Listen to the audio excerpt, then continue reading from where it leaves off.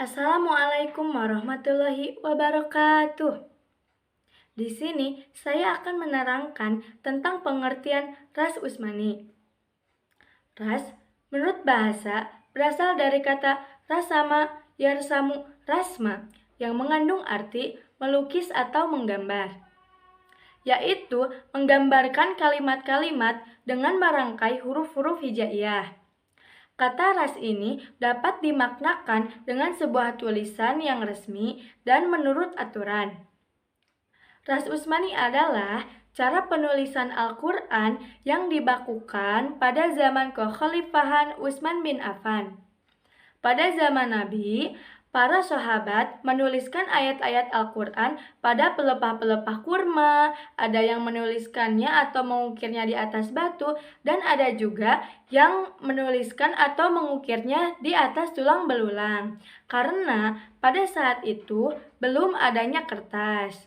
Nah, jadi waktu itu ayat-ayat Al-Quran masih terpisah-pisah.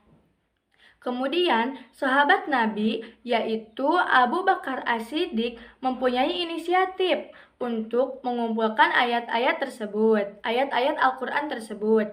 Nah, pada saat itu, setelah Perang Yamamah pada tahun 12 Hijriah, dan perang ini bermaksud untuk membantai kaum kafir yang telah melenyapkan 700 nyawa para penghafal Al-Quran. Hal ini bertujuan untuk menyelamatkan kelestarian Al-Quran agar tidak terancam punah. Nah, lalu ras Utsmani ini dilatar belakangi oleh adanya perbedaan-perbedaan antara penduduk Syam, penduduk Irak, dan sebagian orang atau sebagian penduduk Islam yang berada di kota Madinah. Nah, peristiwa ini terjadi karena pada saat itu awalnya pada masa Nabi Muhammad SAW, beliau membolehkan orang-orang Islam untuk membaca Al-Quran dengan dialek atau gaya bahasa mereka sendiri. Nah, Nabi Muhammad itu membiarkan mereka membaca Al-Quran dengan gaya bahasa mereka sendiri. Nah, untuk mengantisipasi kesalahan bagi mereka orang-orang yang awam, maka Utsman bin Affan membentuk panitia untuk menyusun penulisan naskah Al-Quran. Nah, panitia itu terdiri dari 12 orang, di antaranya Sa'id bin Al-As, Nafi bin Zubair, lalu Zaid bin Thabit, Ubay bin Ka'b, Abdullah bin Az-Zubair, Abdurrahman bin Hisam, Khotir bin Aflah, Anas bin Malik, Abdullah bin Abbas, Malik bin Abi Amir, Abdullah bin Umar, Abdullah bin Amr bin Al-As, dan ada juga para ulama yang mengatakan bahwa panitia itu terdiri dari 4 orang, yaitu Zaid bin Thabit, Abdullah bin Zubair, Sa'id bin Al-As, dan yang terakhir Abdurrahman bin Al-Haris. Nah, ras Utsmani ini digunakan agar terhindar dari berbagai macam kesalahan. Nah, menurut para ulama, karakteristik ras Utsmani yang masyhur di kalangan para ulama adalah yang pertama, membuang huruf. Yang kedua, menambah huruf. Yang ketiga, penulisan hamzah. Yang keempat, mengganti huruf. Yang kelima, menyambung dan memutus kata. Dan yang terakhir, menuliskan 2 qiraat dengan bacaan salah satunya dengan. Di sini saya akan menjelaskan tentang kaidah-kaidah ras Utsmani. Kaidah ras Utsmani yang digunakan pada kebanyakan mushaf, khususnya mushaf standar Indonesia, yaitu kaidah yang disusun atau dirancang oleh As-Suyuti yang tertulis dalam kitabnya Al-Itqan. Sebenarnya, bukan As-Suyuti saja yang menawarkan kaidah ras, akan tetapi rumusan As-Suyuti cukup populer dan paling diterima di kalangan pegiat ulumul Quran. Rumusan As-Suyuti juga lebih eksis dan mampu bertahan hingga sekarang daripada pendahulunya. Menurut Ali Muhammad Ad-Doba, dalam pengantar bukunya Samirut Thalibin Firas Wadabtil Kitabil Mubin, menerangkan bahwa menulis buku adalah untuk menjembatani pembahasan tentang ras Utsmani yang cenderung dan komplikat, sehingga banyak rumusan dari para pakar yang berbeda antar satu dengan yang lainnya, sehingga berpotensi membingungkan serta memicu perdebatan. Di antara yang dianggap paling awal dalam melakukan pembahasan pada pola penulisan ras Utsmani ini adalah Abil Abbas Amar Al-Mahdawi dengan kitabnya Hijam Musahifil Amsar, Amar Sa'id Ad-Dani dengan kitabnya Al-Mughni Firas Masahif Al-Amsar. Kemudian muncul Ibnu Wasik Al-Andalusi Al-Jami' lima yuhtaju ilaihi minar rasmil mushaf. Kitab ini merupakan ringkasan dari kitab Hijam Musahifil Amsar. Kemudian Imam As-Suyuti meringkasnya menjadi 6 kaidah saja, di antaranya Al-Hafs, Az-Zidayah, Al-Hamzah, Badal, Wasal dan Fasal, dan kata yang dapat dibaca 2 bunyi. Yang pertama ada kaidah Hafs al-Huruf. Kaidah ini menjelaskan bahwa terdapat 4 huruf yang secara umum dibuang, yaitu huruf alif, ya, waw, dan lam. Pembuangan huruf ini bukan tanpa alasan, tentu terdapat beberapa syarat dalam prosesnya. Yang pertama, alif dibuang jika berada setelah ya, nida, dan dalam dhamir mutakallim ma'al ghair, juga pada jama mudzakkar salim yang berulang paling sedikit 2 kali dan sesudah alif tidak terdapat tasydid atau hamzah. Contohnya, anjainakum menjadi anjainakum. Alif setelah nun dibuang karena dalam dhamir.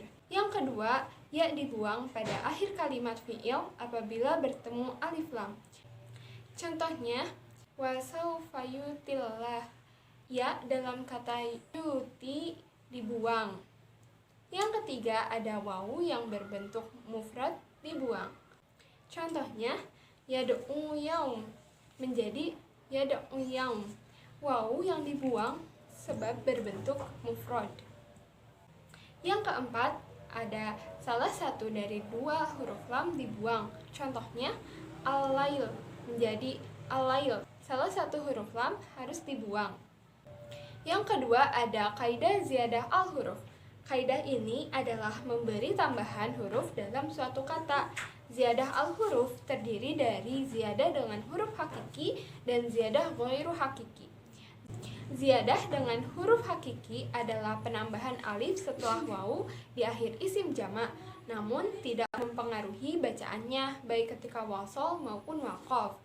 Ziyadah ghairu hakiki yaitu apabila tambahan huruf mempengaruhi pada bacaan ketika waqaf. Huruf yang ditambahkan pada kaidah ini yaitu alif, ya, dan wawu. Contohnya, malaku rabbihim menjadi malaku rabbihim, penambahan alif setelah wawu jamak. Di sini saya akan melanjutkan kaidah-kaidah ras Utsmani. Kaidah yang ketiga adalah kaidah al-hamzah.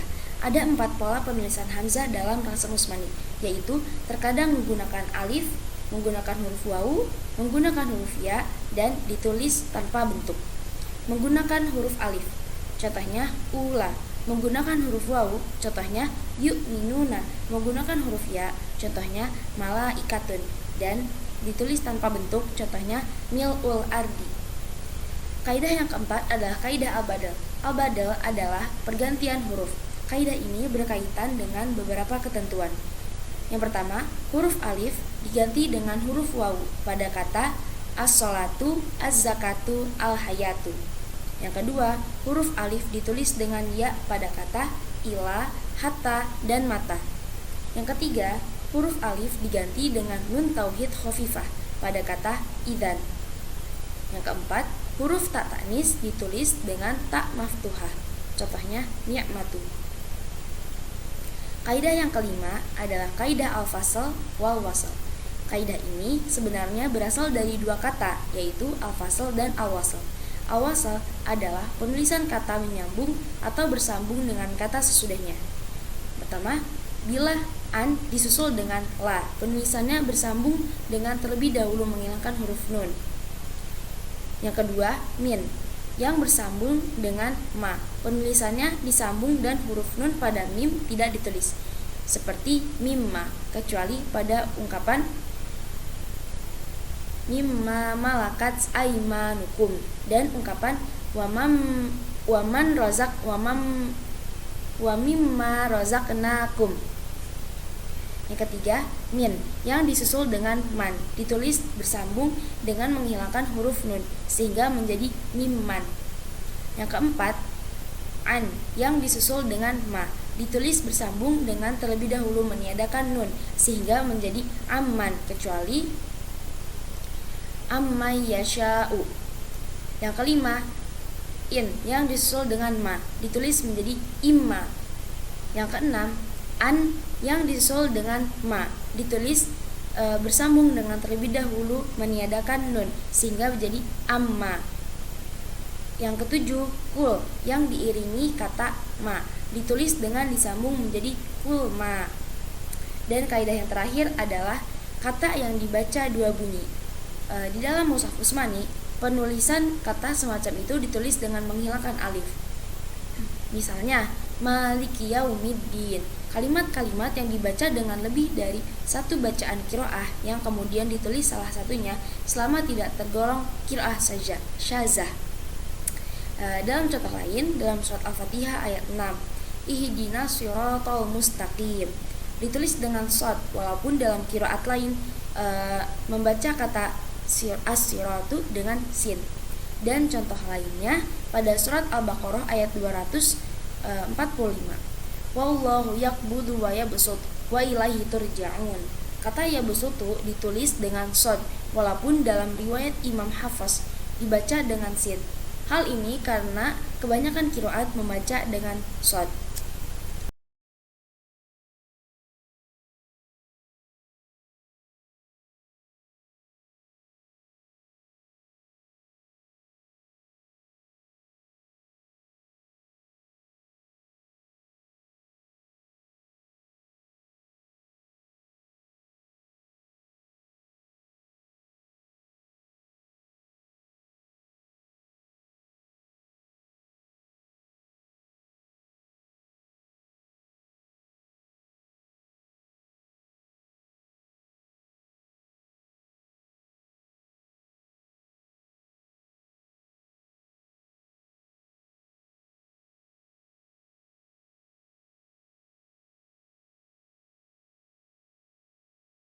Bismillahirrahmanirrahim. Di sini saya akan meriwayatkan salah satu hadis riwayat Bukhari Muslim nomor 4987 dari Anas bin Malik. Beliau berkata bahwa Hudzaifah bin Yaman datang kepada Utsman bin Affan.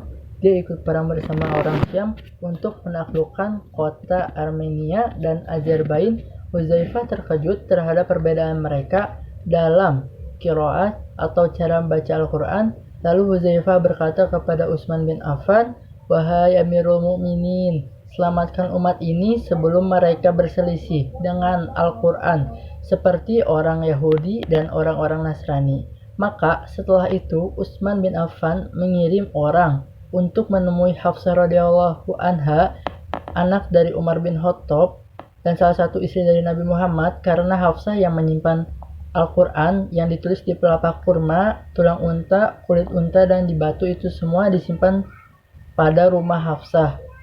Dan maka Utsman bin Affan meminta Hafsah untuk mengirimkan agar Al-Quran yang di rumah Hafsah yang ditulis di pelepah kurma, tulang unta, kulit unta, dan batu itu untuk didatangkan kepada Utsman bin Affan. Lalu kemudian Utsman bin Affan menyuruh agar menulis mushaf itu dari ayat demi ayat, surat demi surat, sampai tersusun dalam satu mushaf, dan memerintahkan Zaid bin Thabit dan panitia yang lainnya untuk berkumpul dan mereka menulis dalam satu mushaf. Dan Utsman berkata, "Jika kalian berselisih dalam bacaan, maka kembalilah kepada bahasa Quraisy, karena Al-Quran turun dengan bahasa Quraisy." Sekian dan terima kasih.